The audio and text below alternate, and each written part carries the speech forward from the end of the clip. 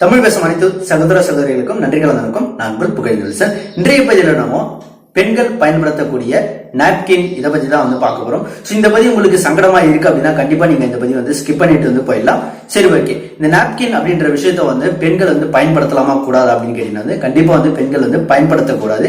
அதுக்கான காரணம் என்ன அப்படின்னு பாத்தீங்கன்னா பெண்கள் மாதவிடாய் காலத்துல பாத்தீங்கன்னா இந்த நாப்கின்ஸை பயன்படுத்துவாங்க. அவங்களுடைய ரத்த போக்கை கண்ட்ரோல் பண்ணணும் அதுன்றதுக்காக பயன்படுத்துவாங்க. சரி, ஓகே. இந்த நாப்கினை பயன்படுத்தலாமா அப்படின்னு கேட்டீங்கன்னா கண்டிப்பா பயன்படுத்தக்கூடாது. ஸோ மல்டிநேஷனல் கம்பெனி எல்லாம் பாத்தீங்கன்னா இந்த நாப்கின் ஒரு இயற்கையான முறையில் தயாரிக்கிறது கிடையாது. செயற்கையா பாத்தீங்கன்னா இருக்கக்கூடிய பிளாஸ்டிக்ஸ் மற்றும் டாக்ஸின் கெமிக்கல்ஸை பேஸ் பண்ணி பாத்தீங்கன்னா இந்த நாப்கின்ஸ் தயாரிக்கிறாங்க. ஸோ இதனால பாத்தீங்கன்னா உங்களுக்கு ரத்த போக்கை ஸ்டோர் பண்ணி வைக்கக்கூடிய அந்த இடமான பாத்தீங்கன்னா தடிமனா இருக்கிறதுனால கெமிக்கல்ஸ் அதிகமா பயன்படுத்துவதால் பாத்தீங்கன்னா பர்த் டிஃபெக்ட், கேன்சர் இதெல்லாம் வரதுக்கு வாய்ப்புகள் அதிகமாகவே இருக்கு. பயன்படுத்தி இந்த நாப்கின்ல தூக்கி குப்பத்தொட்டில வீசும் பொழுதோ இல்ல மண் தோண்டி பதிக்கும் பொழுதோ இல்ல தீட்டி எரிக்கும் போதோ அதுல இருந்து உருவாகக்கூடிய புகை மூலமா பாத்தீங்கன்னா கார்சினோஜன் அப்படிங்கிற கெமிக்கல் உருவாகுது. சோ இது பாத்தீங்கன்னா புற்றுநோயை உருவாவதற்கான காரணம் உருவாக்கக்கூடிய ஒரு ஸ்மோகா கண்டிப்பா இருக்கு.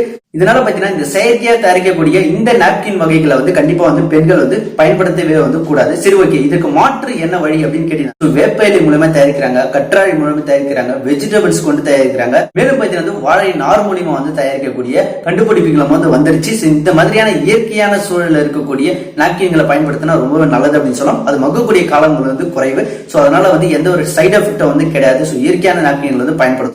டெல்லியில் உள்ள IIT மாணவர்கள் புது வகையான ஒரு இயற்கை நாப்கின் வகையை தயாரிச்சிருக்காங்க. சோ இந்த நாப்கினுடைய பெனிஃபிட் என்ன அப்படின்னு பாத்தீங்கன்னா ஒரு நாப்கின் பாத்தீங்கன்னா 120 முறை நம்ம ரீசைக்கிள் பண்ணி பயன்படுத்திக்கூடிய வாய்ப்புகள் இருக்கு. வாழை நார் மூலியமா இயற்கையான முறையில தயாரிச்சதுனால பாத்தீங்கன்னா புற்றுநோய் உருவாவதற்கான காரணங்களும் கிடையாது. மேலும் சைடு எஃபெக்ட் ஆவதற்கான எந்த ஒரு காரணங்களும் உண்டாகாது.